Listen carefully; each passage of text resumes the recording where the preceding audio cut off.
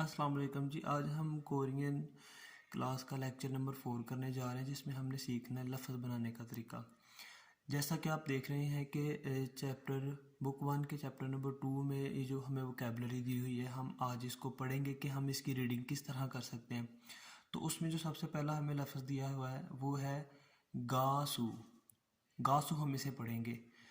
सबसे पहली बात यह है कि ये ना दो तरह के लफ्ज़ों पर मजमू है, यानी कि दो लफ्ज़ हैं, एक ये लफ्ज़ है और ये एक अलग से लफ्ज़ है। ये इन दोनों का मजमुआ है और इन दोनों से बनकर लफ्ज़ बना है गासू। तो हमने पहले डिस्कस किया हुआ था कि ये जो गी है, इसकी जो पहली आवाज़ है वो ग की है और साथ है आ। ठीक है, तो इन दोनों को मिलाने से बन गया हमारे पास गा। और ये ऊपर जो लिखा हुआ है इसको हम सियत कहते हैं और इसकी आवाज़ क्या है, सीन। ठीक है, और साथ ये जो नीचे लिखा हुआ है इसे हम कहते हैं ऊ। तो ये बन गया सू। तो ये मुकम्मल लफ्ज़ हो गया गासू, जिसका मतलब है सिंगिंग करना, गासू। इस तरह से लिखा जाता है। और दूसरी बात कि दो लफ्ज़ हैं, एक ये है और ये एक अलग है। और जब दो लफ्ज़ लिखे जाते हैं ना कोरियन में, तो जो पहला लफ्ज़ होता है वो हमेशा होता है कॉन्सोनेंट और जो दूसरा होता है वो होता है वावल। तो इसके जो लफ्ज़ होते हैं ना वो कम से कम दो पे होते हैं, और अगर तीन लफ्ज़ हों तो उसमें क्या होता है, पहले नंबर पे उसने दिया होता है कॉन्सोनेंट, फिर वावल और फिर तीसरे नंबर पे कॉन्सोनेंट होता है। लेकिन वो कॉन्सोनेंट सामने नहीं बल्कि इसके नीचे लिखा होता है, और इस नीचे लिखे जाने वाले कॉन्सोनेंट को हम कहते हैं पाछिम। इसे हम पाछिम भी कहते हैं, पाछिम कहते हैं इसको। अच्छा, तो ये एक लफ्ज़ था इसमें। अब हम इसका दूसरा लफ्ज़ पढ़ते हैं जिसमें लिखा हुआ है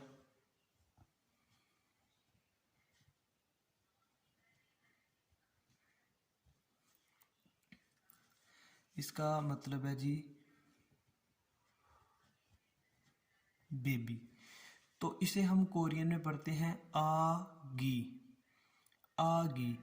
अब आपने कहना है कि हमने पीछे पढ़ा था कि अगर गियो को सेंटर में आए तो हम उसकी आवाज़ ख की निकालेंगे, लेकिन आपने याद रखना है कि ये सेंटर में नहीं है, ये एक नया लफ्ज़ है। ये एक लफ्ज़ है और ये दूसरा लफ्ज़ नया शुरू हो रहा है, इन दोनों का मजमुआ बन रहा है। तो ये आप कहेंगे कि आपने पहले इसकी आवाज़ नहीं निकाली, तो हम पहले भी पढ़ चुके हैं कि गियो को अगर शुरू में आए तो वो खामोश होता है, साइलेंट होता है। तो हम आ की आवाज़ निकालेंगे, आ। और ये क्या हुआ, ये गी आगी, मतलब कि इसमें पहले नंबर पे हमने कर दिया आ, और गी की पहली आवाज़ होती है गाफ, और अगर उसमें साथ हम ई का इजाफा लगा दें तो ये सारा बन जाता है आगी। आगी कहते हैं बच्चे को। और इसके बाद वोकैबुलरी का जो तीसरा पार्ट हमें दिया हुआ है वो है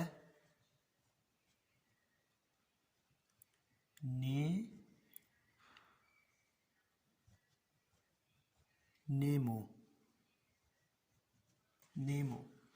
तो ये नियन है, नेमो को हम कहते हैं सुकेयर। इसका मतलब है सुकेयर, सुकेयर यानी कि जब इस तरह का कोई शेप बनी हो स्क्वायर की, तो इसके लिए नेमो कहते हैं इसको हम, नेमो।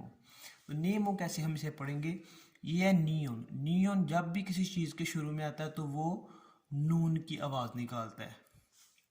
और ये हमने पढ़ा था, इसे कहते हैं ए, छोटा ए, जिसे हमने आधा ए पढ़ना था। तो ये बन गया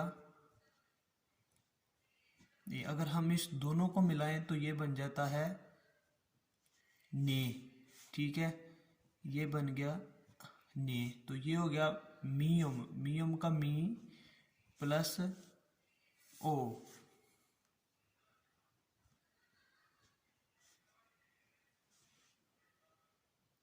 तो ये बन गया जी नेमो। इसे हम पढ़ेंगे नेमो, नेमो कहते हैं स्क्वायर को। और चौथा है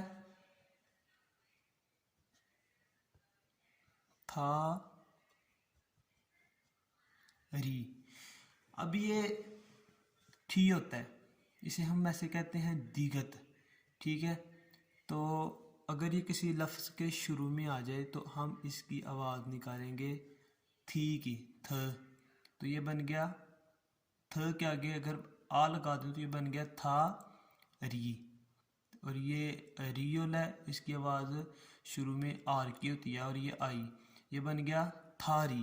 थारी कहते हैं लेग को, ठीक है, टांग को, इसे कहते हैं हम थारी। थारी। इसके बाद है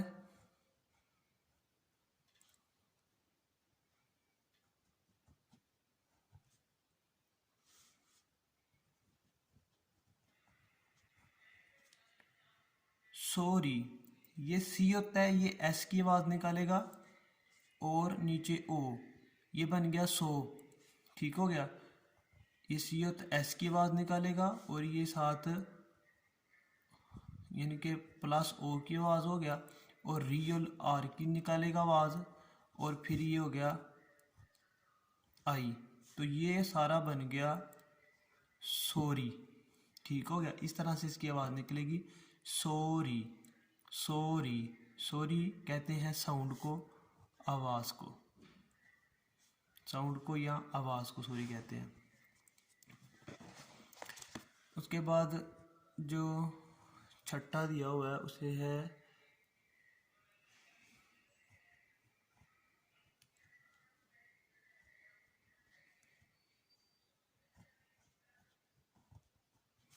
अच्छा जी, ये मियम और साथ है ओ। मियम का लगा लो एम और साथ ओ, मो। आगे ये जी होता है, शुरू में आए तो जे की आवाज़ निकालता है, ये जे हो गया और साथ आ, तो ये बन गया मोजा। मोजा। मोजा कहते हैं हैट को या टोपी को। मोजा। मोजा। तो इसका आगे सातवां पार्ट पढ़ते हैं, वो है जी आ बो जी। तो मैंने पहले बताया कि अगर ई योंग किसी के शुरू पे आ जाए तो वो साइलेंट होता है। और अब एक चीज़ साइलेंट है तो हम इसे क्यों यूज़ कर रहे होते हैं?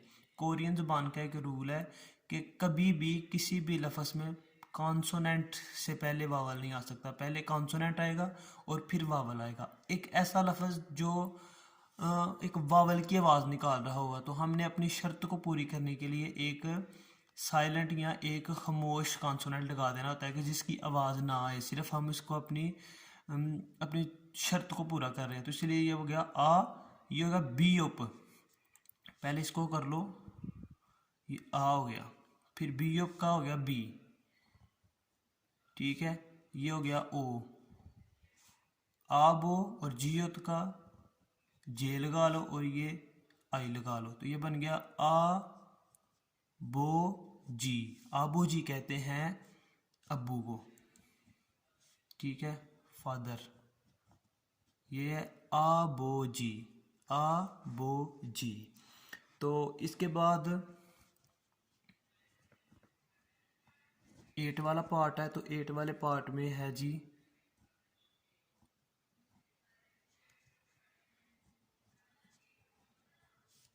साजा।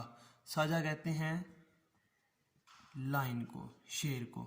अब ये कैसे होगा, ये सी होता है तो ये इसका हो गया सा, आगे आ लगा लो, इसका डबल ए लगा लो या ए लगा लो, सा, आगे जियोत का जे और फिर आ लगा लो, तो ये बन गया साजा। साजा कहते हैं शेर को, लाइन को, साजा। साजा कहते हैं शेर को, ठीक है। तो इसके बाद 8 वाला पार्ट है, 8 वाले पार्ट में है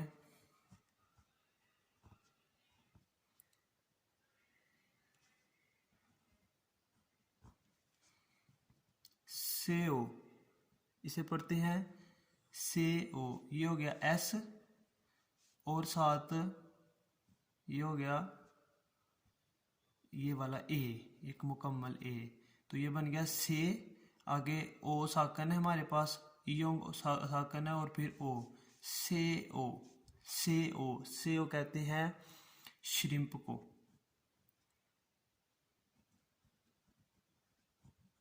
से ओ, से ओ, से ओ।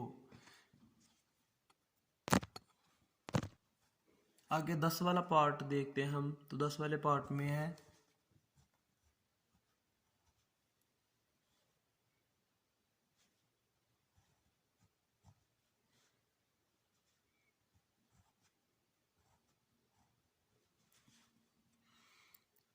ये होती है जी रेजर, इरेजर। तो ये बन गया, ये जी होता है, ठीक है। तो ये बन गया छी ओ के, ठीक है। छियुगे, छियुगे, छी उ गे, छियुगे कहते हैं रेजर को। और उसके बाद जो एक इम्पोर्टेंट है कि जो मुझे लगता है कि एक ऐसा एमसीक्यूज है कि जो पेपर में आता है, और जब मैंने इसका कोरियन लैंग्वेज का पेपर दिया था तो इस पिक्चर का मुझे पूछा गया था। ये होगा छियुत, ठीक है। छियुत का होता है सी एच, छ। आ गया ई, तो ये बन गया छी।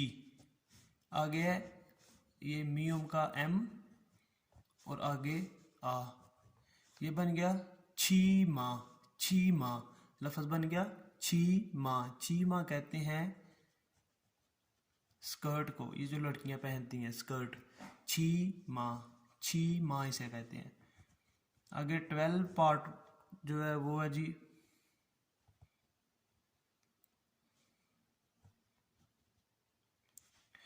इसे कहते हैं खू। खू हम कहते हैं नोज को,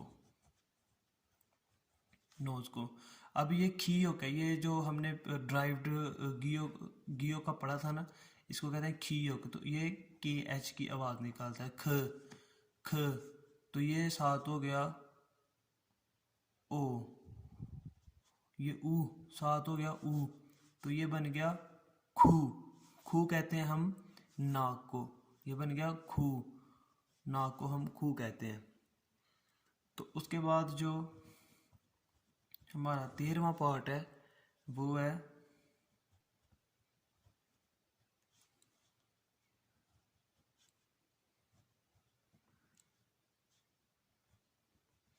ये हो गया जी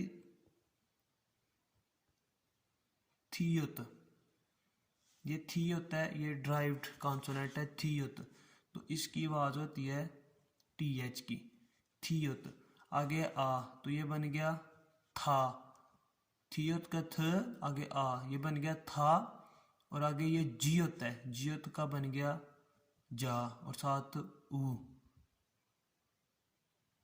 साथ ओ। तो ये बन गया था जो, ये बन गया था। और ये जे और ओ, था जो। था जो कहते हैं शुतुरमुर्ग को,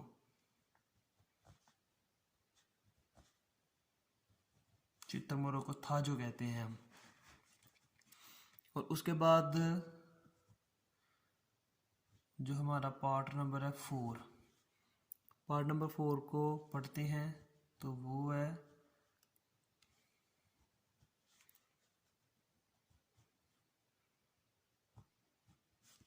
ये हो गया फीओप, ठीक है। तो फीओप का होता है पी एच। तो आगे ओ, ये बन गया फो, फ। आगे ओ, ये बन गया फो। और ये होता है दीगत, ये इसका हो गया डी, ये बन गया फो। और इसके साथ भी ओ लगा दो, ये बन गया फोदो, फोदो, फोदो। ये भी एक बहुत इंपॉर्टेंट है जिसका मतलब होता है ग्रेप्स, अंगूर। तो ये भी अक्सर ना क्वेश्चन पूछा जाता है इसका, जो पिक्चर वाले क्वेश्चन होते हैं ना उसमें। ये बन गया फोदो, फोदो। और इस वोकैबुलरी में जो हमारा लास्ट वाला है वो है जी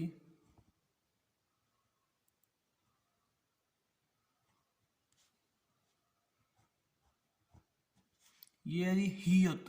हियत होता है इसका एच, ठीक है। एच ह, पहला लफ्ज़ इसका पढ़ना होता है ना, एच आगे ओ, ये बन गया हो, ये बन गया हो, और साथ ये सी हो तो एस की आवाज़ निकालेगा, हो तो आगे फिर ओ, ये बन गया होसो, होसो।